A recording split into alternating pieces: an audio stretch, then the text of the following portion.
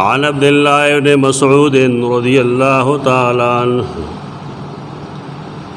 قال جاء حبر من الأحبار إلى رسول الله صلى الله عليه وسلم فقال يا محمد إنا نجد أن الله يجعل السماوات على إصبع والأرضين على إصبع والشجر على إصبع والماء والثرى على إصبع وسائر الخلائق على إصبع فيقول أنا الملك فضحك النبي صلى الله عليه وسلم حتى بدت نواجذه تصديقا لقول الحبر ثم قرأ رسول الله صلى الله عليه وسلم وما قدر الله حق قدره والأرض جميعا قبضته يوم القيامة والسماوات مطويات بيمينه سبحانه وتعالى عما يشركون. اللہ اسماء کی اسم دے العظیم، عظمت نا وتلے روٹے دے عین زوی و میم، لوی والے غټوالے پورتوالے د دې ټولو دپاره استعمال کیږي د لفظ عظمت. حدیث کې العظمت راځي، العظمت د زوی زبر سره. عام اردو فارسی کې یا پښتو کې یا اردو کې مونږ عظمت یا عظمت وایو، لیکن اصل لفظ دی عظمت. عین زویمیم لوی والے، کاغه د ذات لحاظ سره او کاغه د صفت لحاظ سره. الله بارکه د العظیم نوم قرآن کې ان گنت ضیا استعمال شوی دی، وهو العلی العظیم. الله علی دی، علو کې دی، پورته طرف کې دی، او العظیم ډیر لوی دی، مرتبه لحاظ سرم لوی دی او د ذات لحاظ سرم لوی دی. د الله رب العزت پیژنګلو د هغه په صفتونو باندې کیږي. د هغه ذات چونکې د مخلوق په شان خدای نه، په دې وجہ سره تشبیه امکان دا زړه کې مراولی چې ګندې مونږه د مخلوق سره د الله تشبیه ورکو. الله رب العزت دا هغه ذات او صفات هغه د مخلوق د سوچ نه ډېر بالاتر دي، ډېر بر دي، لیکن دا هغه په ذات او په صفات باندې ایمان لرل دا دي ضروري. د دې وجې نه قرآن او حدیث چې کوم واضح احکام بیان کړي دي سړی د هغه ومني، په هغې د عقیده وساتي او د هغې کیفیت ته الله ته وسپاري. انکار به نه کوي سړی د صفاتو نه، څنګه چې د هغه د ذات نه انکار ممکن نه دی، نو دارنګې د هغه د هیڅ صفت نه انکار ممکن نه دی د یو مسلمان لپاره. خو څنګه چې د هغه ذات د انسان عقل کې نشي راتلی، تو دارنګې د هغه صفات د هغې تشبیه یا د هغې کیفیت هغه د انسان عقل کې نشي راتلی. هغه د انسانی سوچ نه ډېر پورته یو څیز دی. د دې وجې نه دا هغې طرفونو ته مه بوځو چې دا تشبیه راله یا فلان شو یا فلان څیزو شو، نه، دا هغې څیزونو نه مونږ الله سره پناهي غواړو. لیکن الله چې کوم صفت ځان له بیان کړي نه انسان به د هغې قایل کېږي. عظمت صفت الله ځان له بیان کړی دی، بلکې کله کله د دې استعمال خو د نورو څیزونو دپاره هم کړی دی. لکه الله ته رب العرش العظیم وایي، د لوی عرش مالک. نو عرش ته د عظمت نسبت کړی دی، عرش هغې ته العظیم وایي. او یوازې دغه نه بلکې د مخلوق تخت هم عرش عظیم ویلی دی. ملکہ د سبا ذکر چې قرآن کړی نو په کې یو جمله ده ولها عرش عظیم، د هغې لوی تخت دی. دارنګې کله کله قرآن مجید د عذاب د پاره د عظیم ذکر کوي. العذاب العظیم خو قرآن کې بے شمېره ځای استعمال دی، لوی عذاب.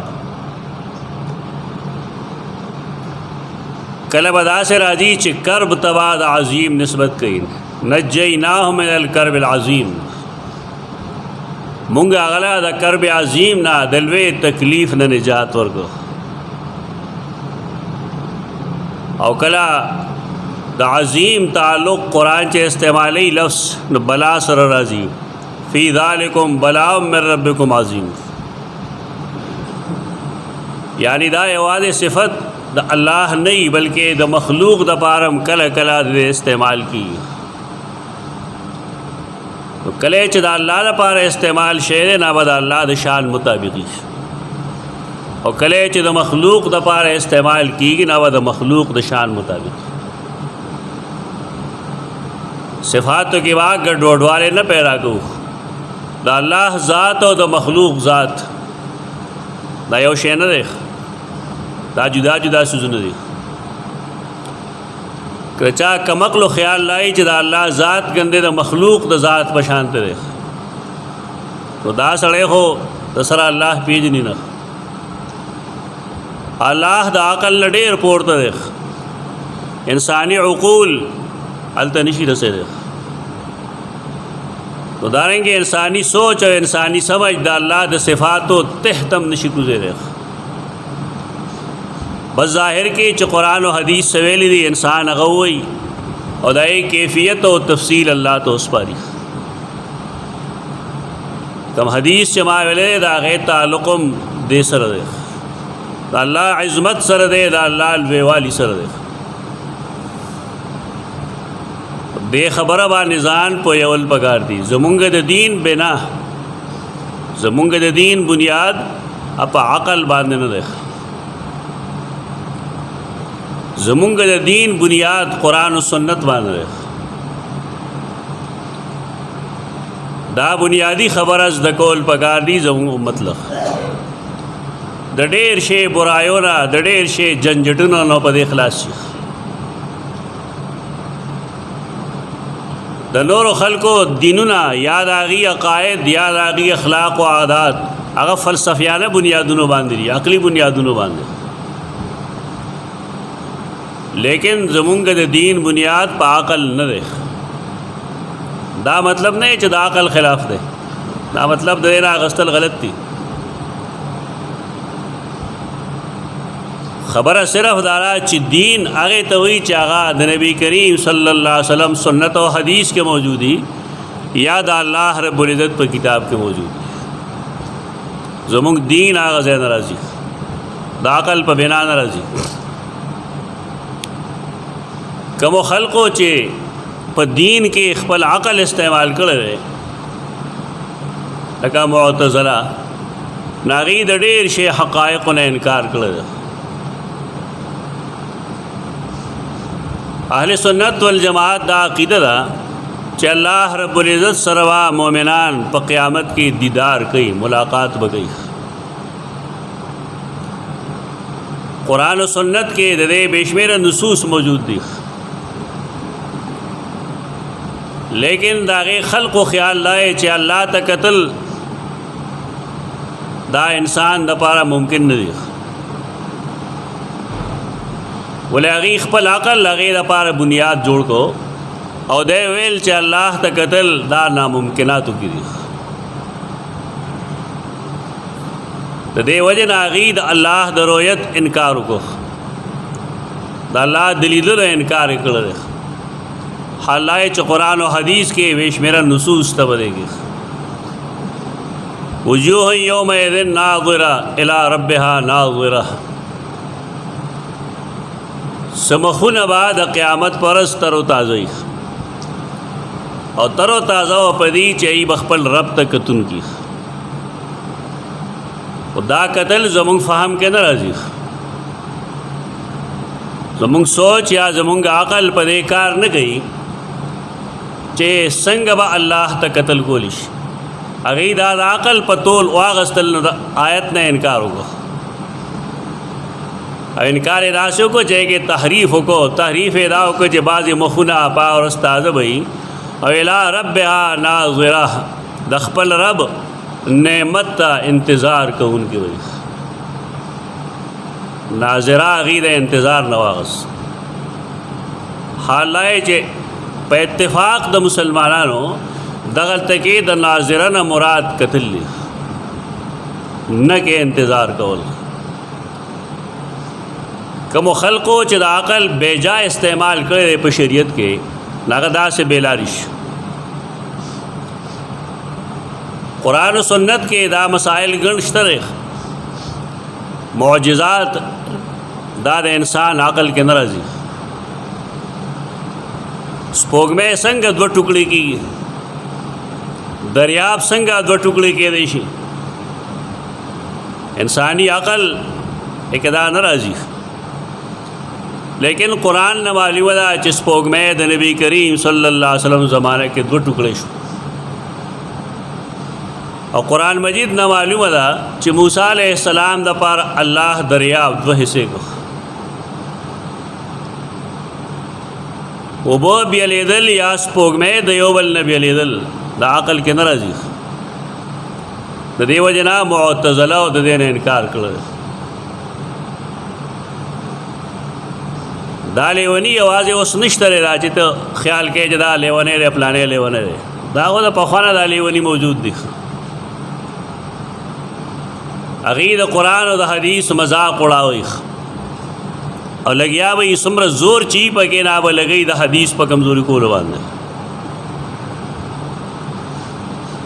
نن ډېر داسې خلک شته دی چې هغه د نبي کریم صلی الله علیه وسلم صحیح احادیث هغې چینجي لټوي. کله وی دا د عقل خلاف ده، کله وی د فلانکي عقل کې نه راځي. چې ته وایه خالص معتزله شی ټیک ده بیا. رسول الله صلی الله علیه وسلم باندې سحر شو صریح حدیث ترې په دې باب کې او د هغې اثر هم ښکاره شو د هغې په حافظه باندې شو. هغې نه ټول نه مخکې جساس او دارنګې زمخشري انکار کړی دی. دا دواړه معتزله دي. حدیث د صحیح بخاري ته موضوع دی بلکې لیکلي دي چې دا بعضې جاهلانو بعضې بېدینه خلکو ملاحده او دا حدیث ټوکړی دی. دې بېوقوفان ته دا پته هم نشته دی چې د حدیث راوي ملحد نه وي. د حدیث د الف بې نه نه خبر او خپل عقل به چلی په حدیث باندې. ته د حدیث ته څه خبرې چې حدیث څه شی دی؟ ملحد هغه چاته وي چې بېدینه وي. کم سړی چې بېدینه وي نو محدثین د هغه نه حدیث نه اخلي. او که یو مسلمان داسي چې دیندار مسلمان دی لیکن د هغه حافظه خراب وي نو هغې وي د ده نه حدیث نه اخلو. د دې فتنو نه آګاهي ضروري شوې ده. ځکه دا کم زمونږ د هر کس لاس کې چې کم موبایل دی که نه د شیطانۍ بنیاد دا کفریات په هغې ډېر ښه خورېږي او خلک د صحیحینو د احادیثو نه انکار ته مایل کوي چې او که نه دي دا خو عقل کې نه راځي. ستا عقل کې نه راځي که د صحابو عقل کې نه راته سمیعه شته د عقل کې نشته. چې کله یو سړی وي چې کوم حدیث د عقل خلافي نه به حدیث نه دا چا عقل یادوي؟ یو اجړ یو ګوار یو داسې سړی چې هغه د حدیث خوا کې هم نه تیر شوی آیا د ده عقل هم حجت او دلیل دی؟ عجیبه کم عقل خلق دی. دو څلور مسلې زده کړي د فقه دوه درېو مسایلو باندې پوه شي نو هغه وایي زه په حدیث هم پوهېږم. ته په حدیث نه پوهېږې. محدثین په دې باب کې ډېر سخت دي. حدیث د سحر د رسول الله صلی الله علیه وسلم دارنګې د سیدہ عائشہ کم عمرې کې نکاح کول دا حدیث صحیح دي. دا غیر مناسب تعویل لازم دی. دا قرآن او د حدیث خلاف نه دي. په دې چې کوم خلق اعتراضونه کوي نن نو دا ډېر لرې نه 47 څومره جماعت یادېږي 40 یا 45 لګبګ دا مصر کې یو ملحد صحافي دا اعتراض اول هغه پورته کړو.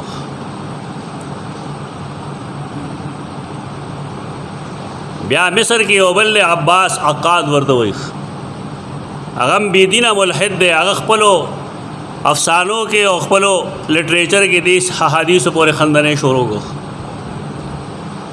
هغه سیزونه چې پاکستان او هندوستان ته راغلل مشترک پاکستان او هندوستان ته نو دلته د ټولو نه مخکې هغه د قادیانانو یو ډله دی ته لاهوري قادیانیان وایي هغې دغه اعتراضات واخیستل او کتابونه یې ولیکل په دې باندې د دې لپاره چې د صحیح بخاري حیثیت مشکوک شي. دا یې مشکوک کولو لپاره دا حرکتونه خلقو شروع کړل. هغې زمانه کې سید سلیمان ندوی رحمه الله عمر عائشہ باندې مستقل کار وکړو هغې چاپ هم کو. بیا کراچۍ کې حبیب الرحمن کاندهلوي دې له ډېره هوا ورکړه. دا دې فرقو مشران دي پرویز نیاز فتح پوری تمنا عمادی دا ټول منکرین حدیث دي دا حدیثونه په مخ کې کړل. اوس د یو ښه جماعت ډېر ښه کارکنان په دې مصیبت کې گرفتار شوي. موحدین وایي ځان ته هغې حدیثو ته خپېړه مې کړې او حدیث هم هغه چې د صحیحین و حدیث د دې خلقو مجرم یوازې امام بخاري ګڼل دی چې ګنې د امام بخاري رحمه الله دا حدیث نقل کړي. زمونږ استاد محترم نیلوی رحمه الله دې باندې مستقل رساله لیکلې ده او په کې هغه ټول طرق جمع کړي دي او لیکلي دي چې د احادیث متواتر دي تواتر تر حد رسیږي.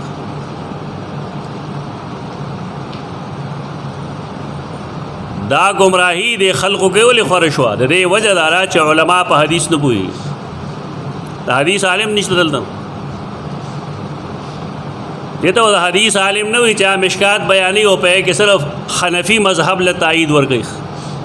دا محدث نه دی بیچاره. هر سړی د خپل مسلک دپاره تایید ګوري ودې ګوري نردش لیکن کم سے کم نور احادیث د صحیح طریقې سره خوښوي. دا کم حدیث چې بار صحیح بخاری ویل دی او دا رسول الله صلی الله علیه وسلم چې کله د هغې سړي تصدیق کړی چا چې دا خبرې کړي دي د هغې پسې آیت کریمه نازل شوی چې وما قدر الله حق قدره. دې خلکو د الله صحیح تعظیم نه دی کړی. د الله د صفاتو نه انکار دا د هغه د عظمت نه انکار دی. اللہ العظیم دے ذات لحاظ سرم لوے دے صفات لحاظ سرم لوے دے. یو حدیث دے حدیث قدسی ہوئی غیدہ حدیث قدسی آغا حدیث ہوئی چپائے کہ رسول اللہ صلی اللہ علیہ وسلم نیخ پر غو فرمائی چ اللہ فرمائی لی دی.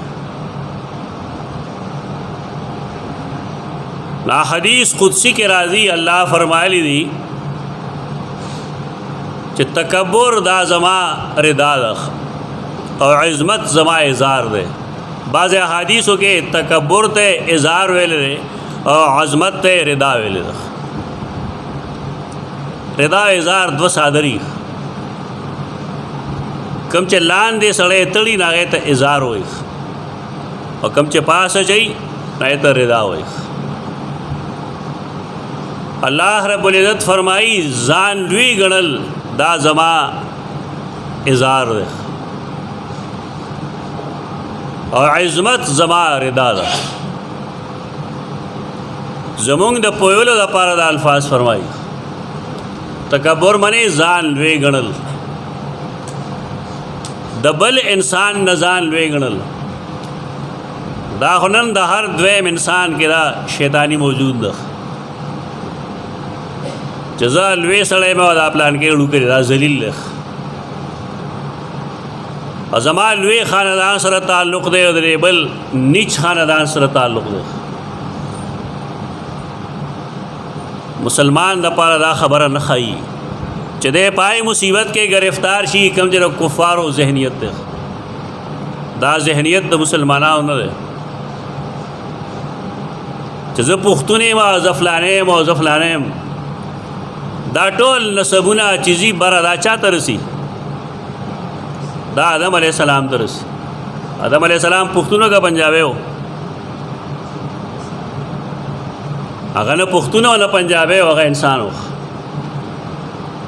دلته یو سړی وایي لږ غوندې مالداري به ورسره وي، هغه وایي زه ډېر لوی سړی یم. هېڅ لوی سړی نه یم. لوی سړی د الله په نیز هغه دی چې هغې تقوا ډېره وي. لوی سړی د الله په نیز هغه دی چې په دین پوهېږي او په عمل کوي. د لویۍ دا قسمه څیزونه دا کم چې زموږ خلقو کې موجود دي، نبی کریم صلی الله علیه وسلم دې ته کفر ویلی دی. د امت کې څه اوصاف داسې شته دی چې دا خلک د هغې د وجې د کفر ارتکاب کوي. نه یو یې پایې کې د ذات په لحاظ باندې لویوالی ویلی دی. دا هر سړي دی چې ګورې ځان ورته یو شی ښکاري، دا فلانی جي دوبي دی، دا شاخیل دی، دا چمیار دی، دا لوار دی. دا چمیار او دا لوار که نه وی، دا دوبه که نه وی، تا به څه جون تېرو؟ تا له ویس چل نه درځي.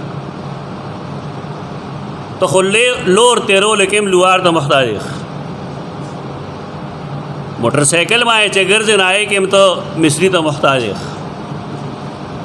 هغه څوک چې هغه ته ته جولا او کمعقل وی، نو ستا د شرم ځای خو هغه پټ کړی دی، کپړې تاله چا درکړي دي؟ لیکن دا زمونږ د خلکو هغه ضلالت دی چې هغه خلک چې دی محسن دي ورته سپک ګوري. یو سړی چې هغه ستا ایمان سموي، تا ته عمل صالح ښیي، نو تا ته ملا وی سپک ګڼئ. دا خو ډېر لوی سړی دی، هغه سره فکر دی دې خبرې چې دا سړی بې ایمانۍ ته ولې روان دی. د ذهن نه دا شیطانتونه وباسئ. ځان لوی ګڼل دا د الله خاصه ده. الله وی دا زما د لاندې څادر دی او عظمت هر لحاظ سره لویوالی دا زما رضا ده. یو سړی که ما نه په دې کې یو هم راښکي، نو بعضې احادیثو کې راځي قسمته، ته به د هغه سټ ماتوم. صحیح ابن حبان او سنن ابن ماجه حدیث دی چې اعذبه بالنار، دله به زه اور کې عذاب ورکوم. دا د لویۍ سوچ پرېږدی. سړی که عالم دی نو هم دی د الله مخکې کمزوری دی او دله تواضع اختیارول پکار دي، عاجزي اختیارول پکار دي. یو سړی که الله هغه په اعلی نسب کې پیدا کړی دی، دې کې هغه څه کمال نشته. دا کمال باغی چې هغه دی وګټي. په لوی ټبر کې پیدا کېدل دا کمال خو نه دی، دا الله انعام دی. په انعام او په کمال کې دا خلک په فرق نه پوهېږي. هغه سړی چې هغه خپل مرتبه خپل حیثیت دا الله د فضل نه وروستو په خپل محنت جوړ کړی دی، دا لوی سړی دی. خلک لوی سړی نه پېژني. الله رب العزت عظیم دی، هغه لوی دی. عظمت او تکبر دا د الله خاصه ده. لیکن زمونږ خلک هغې الله له عظمت نه ورکوي، رسول الله نه ورکوي. نن ته یو مسله وکړه یو ځای کې، قرآن بیان کا، حدیث بیان کا، تا ته به خلک وایي یاره زمونږ پکې کم یو مذهب دی. دې څه مطلب شو چې قرآن او حدیث سے حیثیت نه لري؟ ترګمې چې تا ته د خپلې فرقې چا نه ویلي چې دا خبره صحیح ده، د دې نه لوی کفر به بل څه کېدی شي. دنیا دې مصیبت کې گرفتار شوې ده. د دې وجه نه امام بخاري رحمه الله سره دا خبره کله ووری د کومو خلقو چې اختلاف دی، هغه اختلاف په دې بنیاد نه دی چې ګنې دا کمزور سړی و، لیکن دا هغه فقهي مسلک د امام ابو حنیفه رحمه الله د فقهي مسلک نه جدا دی. په دې وجه خلک هغه سره دښمني کوي، نور څه وجه نشته. یعنی امام بخاری رحم الله مسلک فقهي لحاظ سره د امام ابو حنیفه نه دی. نو ګوره چې کوم حنفي نه به امام بخاری د خپل اړه وکړي، جساس هم حنفي دی په فروع کې، هغه امام بخاری د خپل اړه وکړي، نور معتزلی دی. زمخشری کې هم دا حرکتونه دي. او نن هم چې څومره احناف دي، اکثره بیشتر کله به امام بخاری په حدیث نه پوهېږي، کله به امام بخاری په قرآن نه پوهېږي. دا ته ډېر پوهه راغلی. د دې شاته چې چا لاس دی موږ ته معلوم دی، پیژنو خلک. د دې شاته دا خلق لاس دی چې هغه د سر نه حدیث تسلیموي نه. او چې کله امام بخاری وغورځول شو، د هغه د کتاب حیثیت وغورځېد، نو حدیث بالکل ختم شو. مونږ چې دفاع کوو د امام بخاری د کتاب، نو په دې وجه نه کوو، په دې وجه کوو چې حدیث رد نه کړی شي. امام ابن تیمیہ رحم الله قول ما مخکې پیش کړی دی چې مونږ صحیح بخاری د صحیح په دې وجه وایو چې د هغې زمانې حفاظ حدیث په دې جمع و چې دا حدیث کتاب صحیح دی. د امام بخاری د وجه نه وایو. حفاظ حدیث جدا خلقی، حفاظ حدیث هغه چاته نه وي چاته حدیث یادی. دې ملک دا لوی مصیبت دی، فلان کې حافظ حدیث وسنګه جی او زره حدیث به ورته یادو، دا لیونتوب خبرې دي. حافظ حدیث هغه چاته وي چې حدیث پیژني، د حدیث د متن نه واقفي، د هغې د سند نه واقفي، د هغې د غریب الحدیث نه واقفي،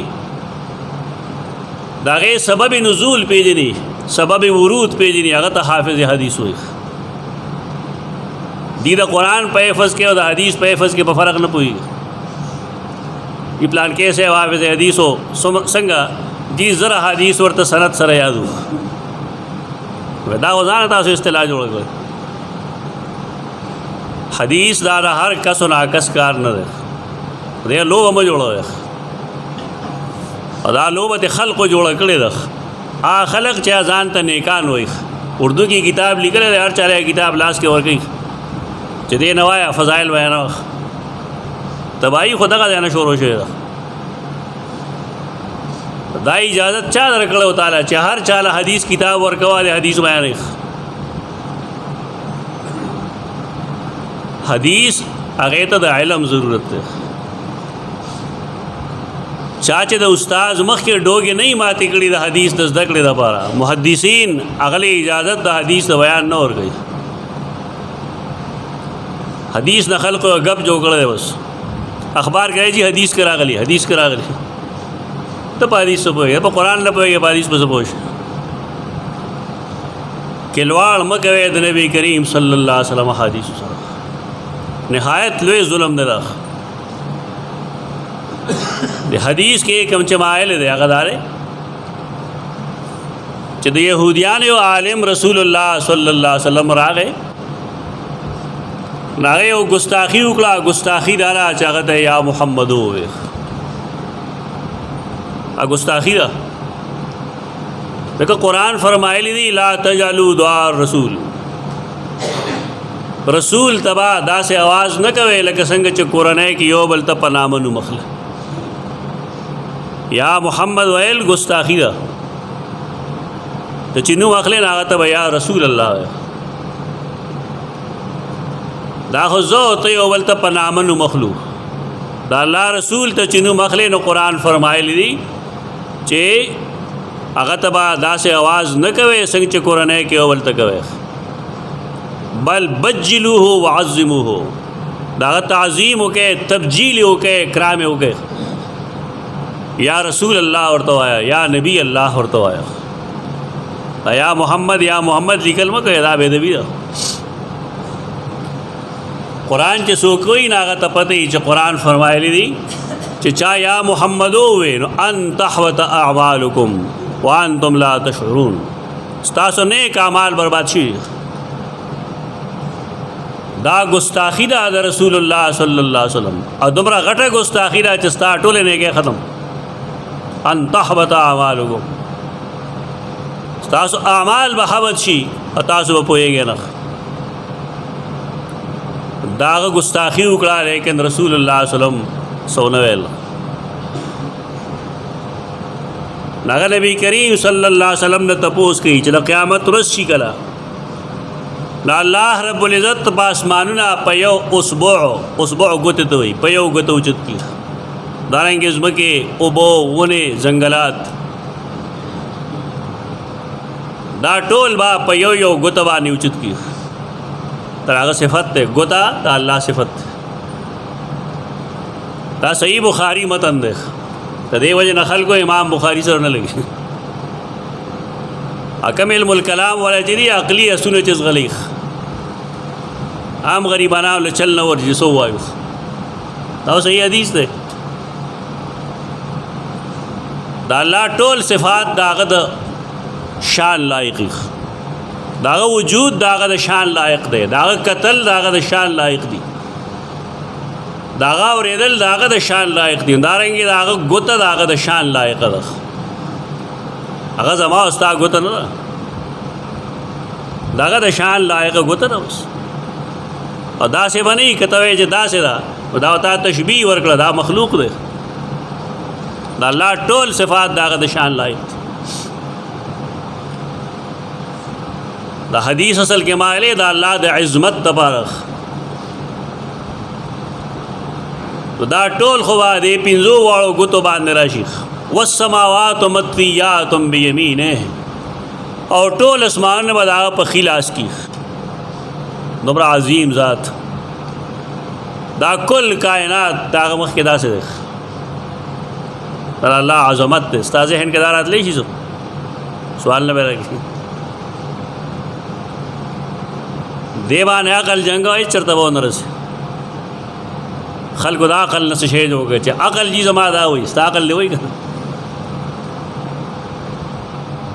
دا الله او د هغه د پیغمبر د صحیح حدیث مقابله کې د عقل هیڅ حیثیت نشته. خو مونږ ویلي عقل دا ډېر ښه شی دی او دا به سړی استعمالوي، لیکن د قرآن او حدیث په رڼا کې به استعمالوي. که تا د دې نه د قرآن او حدیث رڼا لرې کړه دا ړوند دی ټکرې وایي. دلته چې عقل استعمال کې ته به څه وایې دا حدیث جي غلط دی، په دې به اعتراض کوي. دا هغې لیونو غونده کار به کي کوم چې د سحر د احادیثو نه انکار کوي، عمر عایشه نه انکار کوي. ته وایه تا ته کم حدیث مونږ وښیو. خو دې ملک خو د حدیث خلک مذاق اړوي. نو د حدیث دوره چې کېږي یا دوره نه یا دوړي، دور هم نه دوړي. شاګرد د حدیث متن بیانوي او استاد اوري.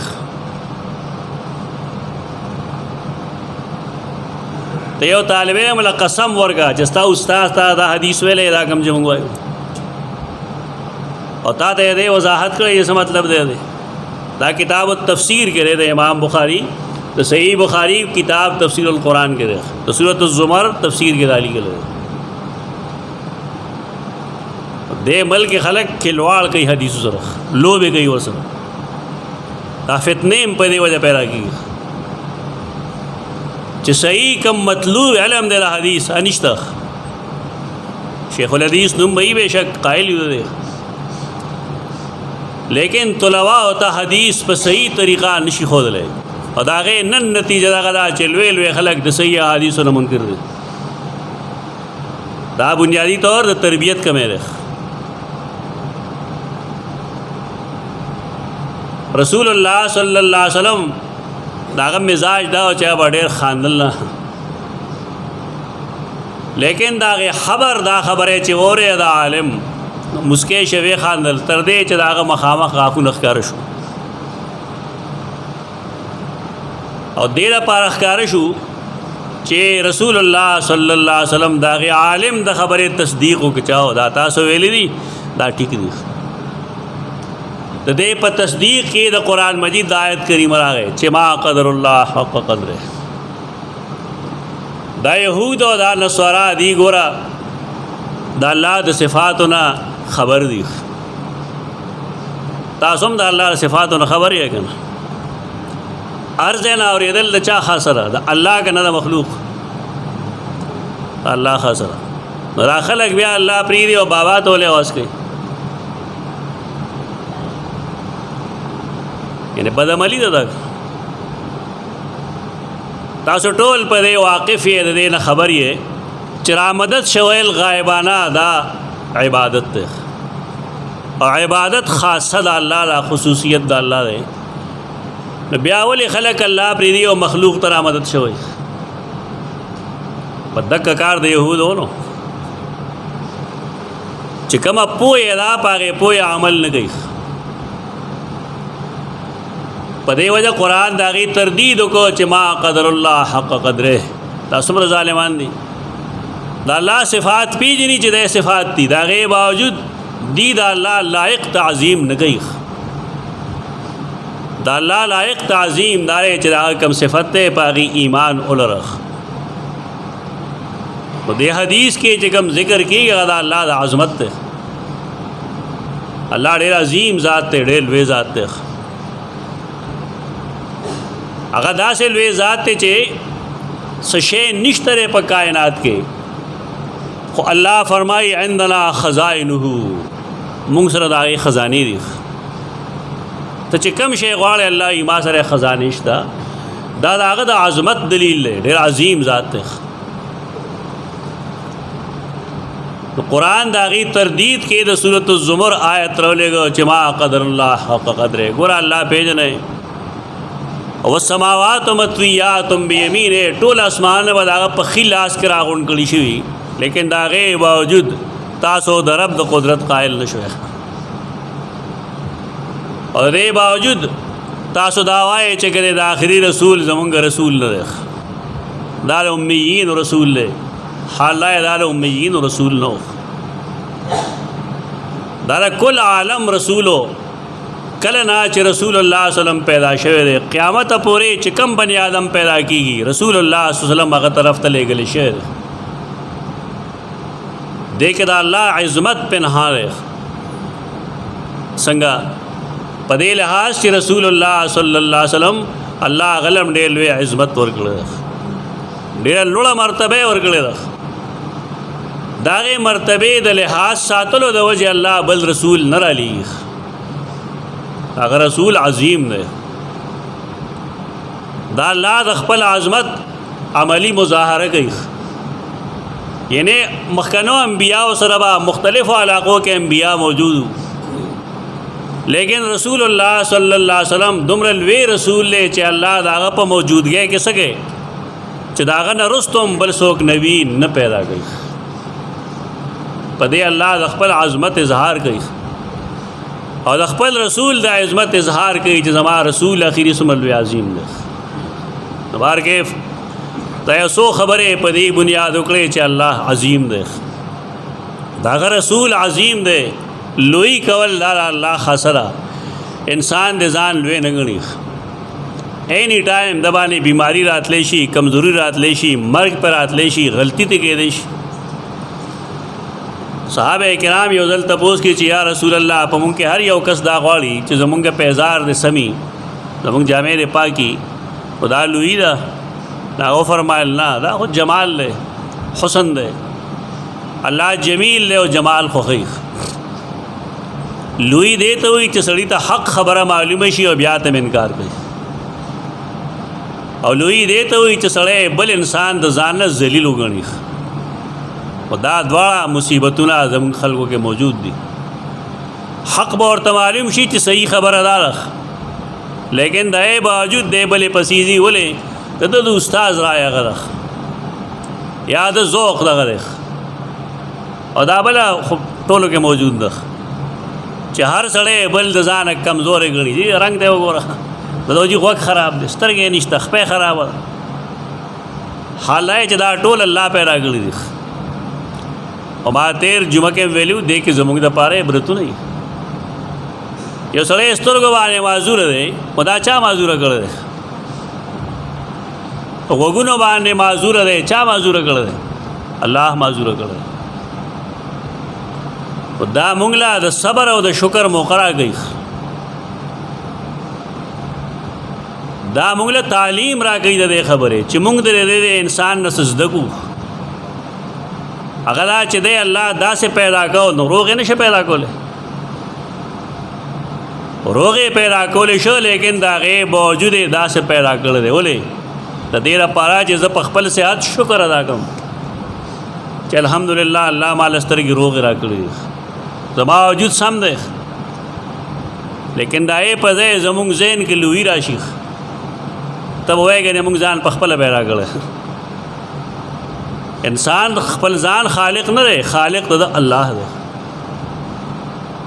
دا څه سزا پته ورم نه وي، دی کې د عبرت نمونې، دی کې عزتي واز سے ورته وایي، دی کې د صبر او د شکر هغه جذبات پیدا کېږي. دا دومره څیزونه دا چې پیدا کېږي دا کوم ځای نه پیدا کېږي؟ دا الله او د هغه د رسول د دین د لوستو نه پیدا کېږي. دا په عقل نه میلاوي. دا ته قرآن او حدیث وایي نه په دې څیزونو پوه شي چې دې کې څه حکمت دی، په دې کې څه حکمت دی، دې کې څه حکمت. اقول قولی هذا استغفر الله لي ولكم ولسائر المسلمين.